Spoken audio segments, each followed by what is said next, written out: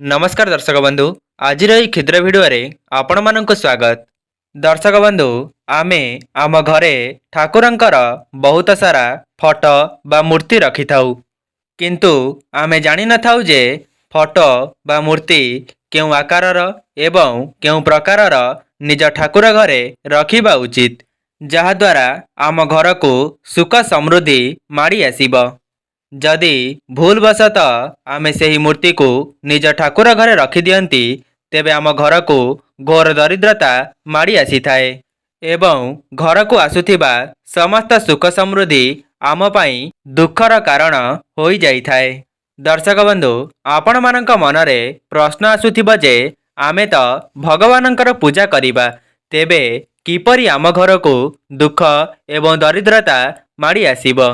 दर्शक बंधु प्रत्येक जिनिसर किछि ना किछि नियम रही थाए, कण आपण माने सेही नियम को पालन करूछंती कि? तेबे जदि आपण माने सेही नियम को पालन करिवे तेबे जाई आपण सेही मूर्ति बा फोटो को आपणक ठाकुर घरे रखि पारिबे, जहा द्वारा आपणक घर को सुख समृद्धि माड़ी आसीबो एवं घर को धन जनित समस्या मुक्ति मिल जिवो। आज्ञा हाँ दर्शक बंधु, जो मैंने भी यही वीडियोटी को देखुचंती से माने जानी रखिबा उचित जे निज ठाकुर घरे केउ सबु मूर्ति को रखिबा उचित नुहे। दर्शक बंधु मु आपण मानंको कहि रखुची, जदि आपण माने निज ठाकुर घरे एपरि किछि मूर्ति रखिचंती जाहाकि आपणक ठाकुर घरे रखिबा उचित नुहे, तेबे आपण माने थरे मात्र यही वीडियोटी को शेष पर्यंत देखंतु एवं वीडियो रे कुहा जाउतिबा सेही फोटो एवं मूर्ति विषय रे जानी रखंतु एवं आपणक ठाकुर घरे एपरि मूर्ति रखंतु नाही एवं आपण माने बुझंतु जे कौन पाई सेही मूर्ति बा फोटो को निज ठाकुर घरे रखिबा कथा नुहे। दर्शक बंधु सेही मूर्ति विषय रे मु आपण मानंको वीडियो रे आगरे बताइबा पई जाउची। एहा पूर्वरु आपण मानंको अनुरोध वीडियो को लाइक करी कमेंट बॉक्स रे जय मां लक्ष्मी अवश्य लिखि दियंतु एवं वीडियो को गोटिए शेयर करंतु। दर्शक बंधु ठाकुर घर जहा को आपण माने उत्तर एवं पूर्व दिगरे निज घरे स्थापना करि थांती। दर्शक बंधु प्रत्येक घरर सदस्य मानकर दिनर आरंभ ठाकुरंक पूजारू आरंभ होइथाए, सेथिपाई ठाकुर घरे एपरि मूर्ति रखिबा उचित नुहे। तेबे दर्शक बंधु आपण माने जानी रखंतु जे जेतेबेले आपण निज घरे ठाकुर पूजा करूछंती कौन ठाकुरंकर भल फोटोचित्र आपण आपणकर ठाकुर घरे रखिचंती कि? प्रथम फोटोचित्रटी हेउची कालींकर फोटो किंबा मूर्ति। तो जदि आपण माने निज घरे मां कालींकर फोटो किंबा मूर्ति रखिचंती तेबे एहा आपणक घर पई अत्यंत अशुभ अटे, कारण कालींकर फोटो बा मूर्ति को तंत्र साधना करुथिबा व्यक्ति माने पूजा करिथांती। आपण माने चाहिले कालींकर कौनसी भी एक मंदिर को जाई सेठारे पूजार्चना करि परिबे, किंतु आपण केबे भी कालींकर फोटो बा मूर्ति को निज ठाकुर घरे रखिबे नाही। एही फोटो को निज ठाकुर घरे रखिबा द्वारा आपणक घरे अशांति एवं कली झगड़ा लागी रही थाए। दर्शक बंधु जो मैंने भी वीडियोटी को देखुचंती संपूर्ण देखिबा पई एवं बुझिबा पई चेष्टा करंतु। वीडियो को अधारू स्किप करिदेले आपण किछि भी बुझी पारिबे नाही। दर्शक बंधु एबे जानी रखंतु जे द्वितीय रे हेउची जदि आपण माने निज ठाकुर घरे कौनसी भी मृत परिजन किंबा साधु संत मानकर फोटोचित्र को रखुचंती, आपण माने जानी रखंतु जे ठाकुर घरे केवल ठाकुरंकर ही फोटोचित्र रहिबा दरकार। दर्शक बंधु एमिति किछि साधु संत अछंती जेउ माने मृत्युवरण करि सारिछंती एवं आमे माने तांकर फोटोचित्र को आम ठाकुर घरे रखि देई थांती। दर्शक बंधु घरर ठाकुर घरे केवल ठाकुरंकर ही अधिकार अछि। आम सनातन धर्म रे 33 कोटी देवादेवींकर आम ठाकुर घरे जागा रहिछि, कौन 33 कोटी देवादेवी को आम ठाकुर घरे रखी पूजा करि परिबा कि? यह कौन संभव अटे? तो आपण माने एपरी परिस्थिति रे कौन करिबे? तेबे आपण माने निजर इष्टदेव एवं अन्यान्य देवादेवी को निज ठाकुर घरे रखि पारिबे, କିନ୍ତୁ ନିଜ ଠାକୁର ଘରେ ମୃତ ପରିଜନ କିମ୍ବା ସାଧୁସନ୍ଥମାନଙ୍କର ଫଟୋକୁ କେବେ ବି ରଖିକରି ପୂଜା କରିବେ ନାହିଁ। ଦର୍ଶକ ବନ୍ଧୁ, ମୋ କହିବାର ଅର୍ଥ ଏଇଆ ନୁହେଁ ଯେ ଆପଣମାନେ ନିଜ ଘରୁ ସାଧୁସନ୍ଥମାନଙ୍କର ଫଟୋକୁ ବାହାର କରିଦିଅନ୍ତୁ କିମ୍ବା ତାଙ୍କୁ ପୂଜା ନ କରନ୍ତୁ। ମୋ କହିବାର କଥା ହେଉଛି ଆପଣମାନେ ସେହି ଫଟୋକୁ ନିଜ ଠାକୁର ଘରେ ନ ରଖି ଅଲଗା ଜାଗାରେ ରଖିପାରିବେ। ଆପଣମାନେ ଆପଣଙ୍କ ପୂଜା ଘରେ ଠାକୁରଙ୍କ ଫଟୋ ଛଡ଼ା ଅନ୍ୟ କୌଣସି ସାଧୁସନ୍ଥଙ୍କର ଫଟୋକୁ ରଖନ୍ତୁ ନାହିଁ।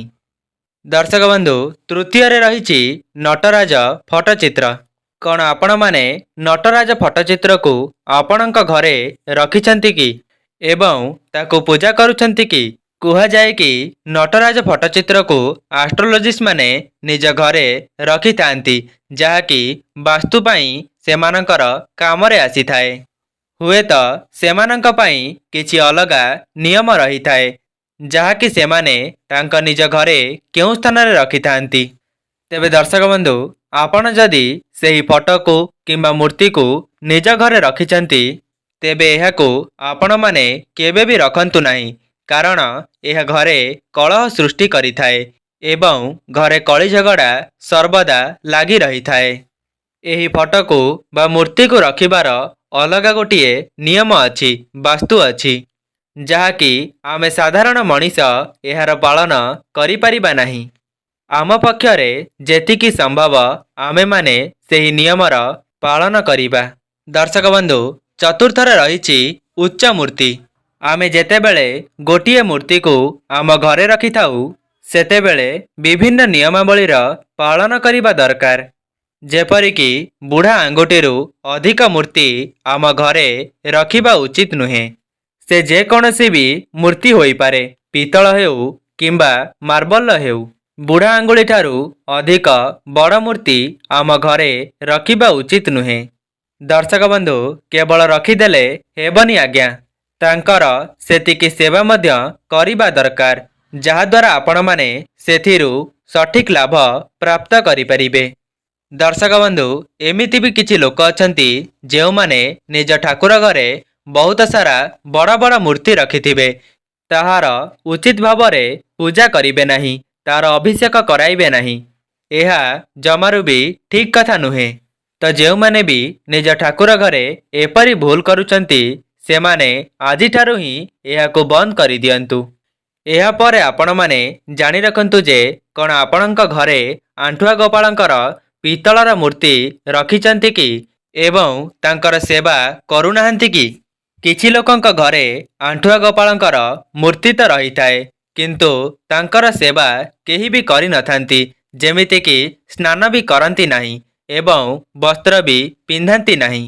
ଯଦି ବି ଯେଉଁମାନେ ନିଜ ଘରେ ଆଣ୍ଠୁଆ ଗୋପାଳଙ୍କର ମୂର୍ତ୍ତି ରଖିଛନ୍ତି, ତେବେ ତାଙ୍କର ପ୍ରତ୍ୟେକ ଦିନ ସ୍ନାନ କରାନ୍ତୁ ଏବଂ ନୂତନ ବସ୍ତ୍ର ପରିଧାନ କରାନ୍ତୁ। ତେବେ ଆପଣମାନେ ତାଙ୍କୁ ତୁଳସୀ ଚଢ଼ାନ୍ତୁ ଏବଂ ତାଙ୍କ ପାଖରେ ଭୋଗ ଲଗାନ୍ତୁ। ତେବେ ଆପଣ ତ ଏତିକି ତ କରିପାରିବେ ନା। ଏହାପରେ ଆପଣ ଜାଣି ରଖନ୍ତୁ ଯେ ଆପଣଙ୍କ ଠାକୁର ଘରେ ଲକ୍ଷ୍ମୀ ନାରାୟଣଙ୍କର ଛିଡ଼ା ହୋଇଥିବା ଫଟୋ ବା ମୂର୍ତ୍ତିକୁ କେବେ ବି ରଖନ୍ତୁ ନାହିଁ। ଦର୍ଶକ ବନ୍ଧୁ, କ'ଣ ଆପଣମାନେ ଜାଣିଛନ୍ତି ଯେ ଲକ୍ଷ୍ମୀଙ୍କର ଛିଡ଼ା ହୋଇଥିବା ମୂର୍ତ୍ତିକୁ କେଉଁ ଜାଗାରେ ରଖିଲେ ଆପଣଙ୍କୁ ଏହାର ଶୁଭ ଫଳ ପ୍ରାପ୍ତ ହୋଇଥାଏ? ଯଦି ଜାଣିନାହାନ୍ତି, ତେବେ ମୁଁ କହି ରଖୁଛି ଯେ ଯଦି ଆପଣମାନେ ନିଜର ବ୍ୟବସାୟ କ୍ଷେତ୍ରରେ କିମ୍ବା ନିଜ ଦୋକାନରେ ମା ଲକ୍ଷ୍ମୀଙ୍କର ଛିଡ଼ା ହୋଇଥିବା ଫଟୋ ବା ମୂର୍ତ୍ତିକୁ ରଖିଦିଅନ୍ତି, ତେବେ ଆପଣଙ୍କୁ ସେଥିରୁ ଅଧିକ ଲାଭ ପ୍ରାପ୍ତି ହୋଇଥାଏ। କିନ୍ତୁ ଦର୍ଶକ ବନ୍ଧୁ, ଯଦି ଆପଣମାନେ ନିଜ ଘରେ ମା ଲକ୍ଷ୍ମୀଙ୍କର ଫଟୋ ରଖୁଛନ୍ତି କିମ୍ବା ମୂର୍ତ୍ତି ରଖୁଛନ୍ତି, ତେବେ ମା ଲକ୍ଷ୍ମୀଙ୍କର ବସିଥିବା ଫଟୋ ବା ମୂର୍ତ୍ତି ନିଜ ଠାକୁର ଘରେ ରଖନ୍ତୁ। ତେବେ ଆପଣମାନେ ଏପରି ମା ଲକ୍ଷ୍ମୀଙ୍କର ବସିଥିବା ଫଟୋ ବା ମୂର୍ତ୍ତିକୁ ନିଜ ଠାକୁର ଘରେ ରଖିପାରିବେ। ଯେପରିକି ଆପଣମାନେ ସ୍କ୍ରିନ୍ ଉପରେ ଦେଖିପାରୁଥିବେ ଯେ ମା ଲକ୍ଷ୍ମୀଙ୍କର ଏପରି କିଛି ଫଟୋ ବା ମୂର୍ତ୍ତିକୁ ଆପଣମାନେ ଠାକୁର ଘରେ ରଖିପାରିବେ, ଯାହାଦ୍ୱାରା ମା ଲକ୍ଷ୍ମୀଙ୍କର ଆଶୀର୍ବାଦ ଆପଣଙ୍କ ଉପରେ ରହିବା ସହିତ ଆପଣଙ୍କ ପରିବାର ଉପରେ ମା ଲକ୍ଷ୍ମୀଙ୍କର ଆଶୀର୍ବାଦ ପ୍ରାପ୍ତ ହୋଇଥାଏ। ଆପଣଙ୍କ ପରିବାର ଉପରେ ତାଙ୍କର କୃପା ଦୃଷ୍ଟି ବନି ରହିଥାଏ। ତେବେ ଯେଉଁମାନେ ବି ଏହି ଭିଡ଼ିଓଟିକୁ ଦେଖୁଛନ୍ତି, ଯଦି ସେମାନଙ୍କ ଘରେ ପୂର୍ବରୁ ମା ଲକ୍ଷ୍ମୀଙ୍କର ବସିଥିବା ଫଟୋ ଚିତ୍ର ରହିଥାଏ, ତେବେ ଏହା ଅତ୍ୟନ୍ତ ଶୁଭ ହୋଇଥାଏ। ଏବଂ ଯେଉଁମାନେ ମା ଲକ୍ଷ୍ମୀଙ୍କର ଛିଡ଼ା ହୋଇଥିବା ଫଟୋକୁ ନିଜ ଠାକୁର ଘରେ ରଖିଛନ୍ତି, ତେବେ ଏହା ବହୁତ ଅଶୁଭ ହୋଇଥାଏ। ତେବେ ଆପଣମାନେ ସେହି ମୂର୍ତ୍ତିକୁ ନିଜ ଠାକୁର ଘରେ ରଖନ୍ତୁ ନାହିଁ। ଦର୍ଶକ ବନ୍ଧୁ, ମୁଁ ଆଉ ଗୋଟିଏ କଥା ଆପଣଙ୍କୁ କହି ରଖିବାକୁ ଚାହୁଁଛି ଯେ ଆପଣମାନେ ଯେକୌଣସି ବି ମୂର୍ତ୍ତି ନିଜ ଠାକୁର ଘରେ ରଖନ୍ତୁ ନା କାହିଁକି, କିନ୍ତୁ ଧ୍ୟାନ ରଖିବେ ସେହି ମୂର୍ତ୍ତିର ପଛପଟଟି ଯେପରି ଖାଲ ହୋଇନଥିବ। କାହିଁକି ନା ମୁଁ ଏପରି କିଛି ଜଣଙ୍କର ଠାକୁର ଘରେ ଦେଖିଛି ଯେ ତାଙ୍କର ମୂର୍ତ୍ତିଟି ପଛପଟରୁ ଖାଲ ହୋଇଥିବ। ତେବେ ସରଳ ଭାଷାରେ କହିବାକୁ ଗଲେ ଯେପରି ଆପଣଙ୍କ ଘର ବାହାରକୁ ବହୁତ ରାଜମହଲ ପରି ଦେଖାଯାଉଥିବ, କିନ୍ତୁ ଭିତରୁ ଫମ୍ପା ହୋଇଥାଏ। ଏହାକୁ ସରଳ ଭାଷାରେ ବୁଝିବାକୁ ଗଲେ ଠାକୁରଙ୍କର ପଛପଟକୁ ଖାଲି ରଖିବାର ଅର୍ଥ ଆପଣଙ୍କ ଘର ବାହାରକୁ ତ ବହୁତ ସୁନ୍ଦର ଦେଖାଯାଉଥିବ, କିନ୍ତୁ ଆପଣଙ୍କ ଘରେ ସବୁବେଳ ପାଇଁ ଅଶାନ୍ତି ଏବଂ ଦରିଦ୍ରତାର ଶିକାର ହେବା ପାଇଁ ପଡ଼ୁଥିବ।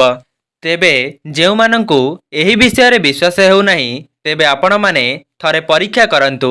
ଯେଉଁମାନଙ୍କ ଠାକୁର ଘରେ ଏପରି ମୂର୍ତ୍ତି ରଖିଥିବେ, ସେମାନଙ୍କ ଘର କ'ଣ ହୋଇଥାଏ, ସେମାନଙ୍କ ଘରର ଅବସ୍ଥା କିପରି ରହିଥାଏ।